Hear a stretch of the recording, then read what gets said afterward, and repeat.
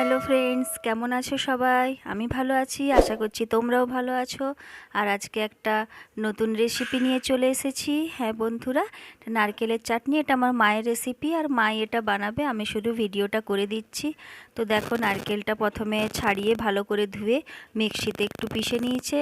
আর যখন মিক্সিতে পিসছিল, ছোট জারের কারণে দুবার ধরে পিষেছিল। একবার তো হোয়াইট দেখতে পাচ্ছ, আর একটার কালার হয়েছে, কেন কি ওটাতে তেঁতুল দিয়েছে, একটা শুকনো লঙ্কা দিয়েছে, আর অল্প একটু নুন দিয়েছে। তোমরাও এইভাবে ভালো করে পিষে নিবে।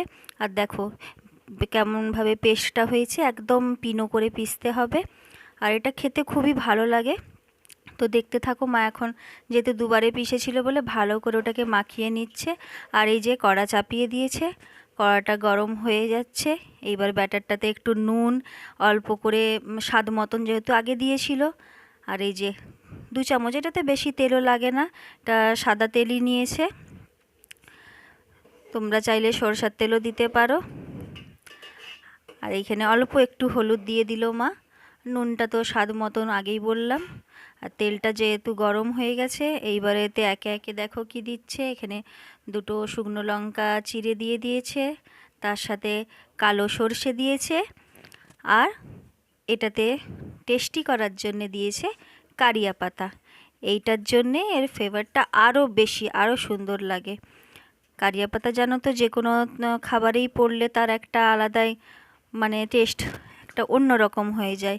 আর অনেকটাই কারিয়া পাতা দিয়েছে। এই চাটনিটা তোমরা রুটি, পরোটা, লুচির সাথে, গরম ভাতের সাথে, বা বিকেলের যে স্ন্যাক্স খাই আমরা তার সাথে, সবটাতেই এটা যায়। এটা এমন একটা চাটনি। আর এটাকে ফ্রিজে তোমরা কমসে কম বানানোর পর 10 দিন মতন এটা ঠিক থাকে, এটা কিচ্ছু খারাপ হয় না। আমরা তো এটা এতটা বানিয়েছি, এটা এখন আমাদের চলতে থাকবে। খুবই ভালো লাগে, আমি তো এমনি এমনিই খেয়ে নিই বের করে করে। তোমরাও বন্ধুরা বানিয়ে দেখবে, তোমাদেরও খুব ভালো লাগবে। এটা খুব ভালো লাগে, যে কোনো স্ন্যাক্সের সাথে বিকেলে খেতে পারো। আর এটা এখন ওইটা দেওয়ার পরে, এটা তো পুরো মাখানো ছিল, এতে নুন হলুদ সব কিছু।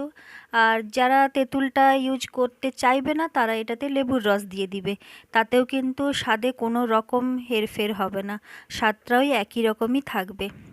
আর এখন এটা যতক্ষণ না এটার যেটুকু পরিমাণের ভেতরে যে জলটা থাকবে নারকেলের, সেইটা যতক্ষণ না শুকনো হয় ততক্ষণ এটাকে নাড়তে হবে। আর এই দেখো একদম ঝুরো ঝুরো হয়ে গেছে। তো এরপর এটা নামিয়ে নিব একটা সার্ভিং বলে। এই দেখো মা নামিয়ে নিচ্ছে। আর আজকের রেসিপিটা তোমাদের কেমন লাগলো সেটা জানাবে, বাড়িতে এটা বানিয়ে ট্রাই করবে। আমাদের তো খুবই ভালো লেগেছিল।